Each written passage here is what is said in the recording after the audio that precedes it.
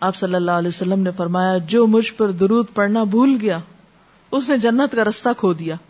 یعنی جس نے اتنی غفلت برتی کہ کبھی آپ کا ذکر ہی نہیں کیا اور کبھی آپ کے لیے دعا ہی نہیں کی اور کبھی آپ کے لیے درود ہی نہیں پڑھا, تو اس نے اپنے لیے کیا کمایا؟ تو ہمارے لیے دن میں بے شمار مواقع ایسے ہوتے ہیں کہ جس میں ہم درود شریف پڑھ سکتے ہیں. سب سے پہلا موقع تو خود نماز کا موقع ہے. اس وقت تک نماز مکمل نہیں ہوتی جب تک ہم اس میں درود شریف نہیں پڑھتے.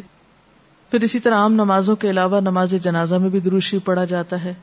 پھر اذان کے بعد درود شریف پڑھا جاتا ہے.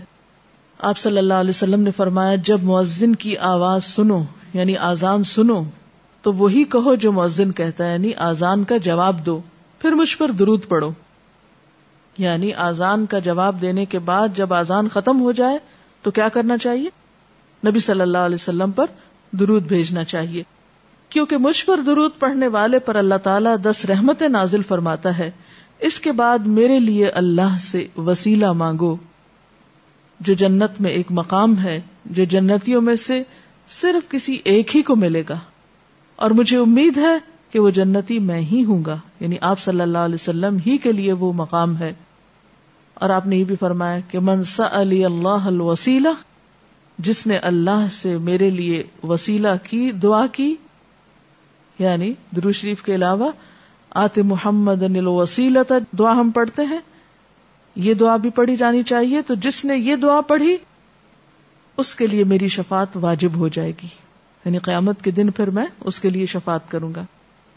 نمازوں کے علاوہ, خاص مواقع کے علاوہ دن میں جب بھی آپ چاہیں درود شریف پڑھ سکتے ہیں, لیکن عام دنوں کے علاوہ جمعے کے دن خصوصی طور پر درود شریف پڑھنے کی تاکید ہے, کیونکہ آپ نے اس کا خود حکم دیا. آپ صلی اللہ علیہ وسلم نے فرمایا جمعہ کے روز کثرت سے مجھ پر درود پڑھا کرو, جو آدمی جمعہ کے روز مجھ پر درود بھیجتا ہے وہ میرے سامنے پیش کیا جاتا ہے.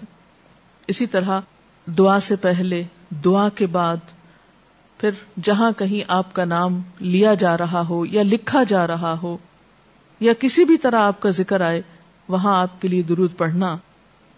اسی طرح مسجد میں داخل ہوتے وقت درود شریف پڑھنا, مسجد سے نکلتے وقت درود شریف پڑھنا, پھر نماز سے فارغ ہونے کے بعد درود شریف پڑھنا. یعنی ایک تو نماز کے اندر ہے لیکن نماز سے فراغت کے بعد, پھر اسی طرح ہر مجلس میں آپ پر درود پڑھنا ضروری ہے. پھر اسی طرح صبح و شام کے اوقات میں, یعنی یہ تمام مواقع ایسے مواقع ہیں جس میں آپ درود شریف پڑھ سکتے ہیں. اور موقع کوئی ہو یا نہ ہو, دن یا رات کی گھڑیوں میں سے جس گھڑی میں آپ چاہیں, جب چاہیں, چلتے پھرتے کام کاج کرتے, آپ اللہ کے رسول صلی اللہ علیہ وسلم کو یاد کر سکتے ہیں, آپ کے لیے درود اور سلام پڑھ سکتے ہیں. اللہ تعالی ہمیں ان لوگوں میں شامل کرے جو کثرت سے آپ پر درود بھیجتے ہیں. وضو کی شرط نماز اور طواف کے لیے, یہ 2 کام وضو کے بغیر نہیں ہو سکتے. یعنی اگر کوئی وضو کے بغیر نماز پڑھے گا تو اس کی نماز نہیں ہوگی, یعنی نماز قبول نہیں ہوگی. اسی طرح خانہ کعبہ کا طواف کرنے کے لیے وضو شرط ہے.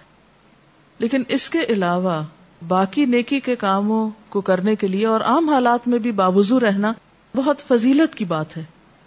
لیکن مثلا اگر آپ قرآن پاک پڑھ رہے ہیں اور آپ کا وضو نہیں ہے تو وہ وضو کا نہ ہونا تلاوت میں خلل انداز نہیں ہوگا.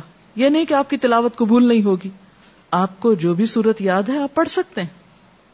اسی طرح اگر قرآن پاک بغیر وضو کے آپ اپنی زبان سے پڑھ سکتے ہیں تو درود شریف بھی پڑھ سکتے ہیں, اس میں کوئی شرط نہیں ہے.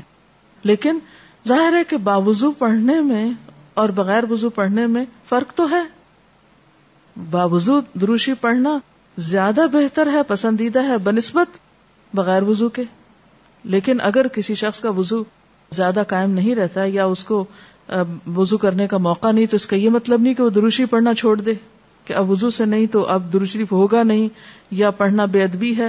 ایسی بات بھی نہیں.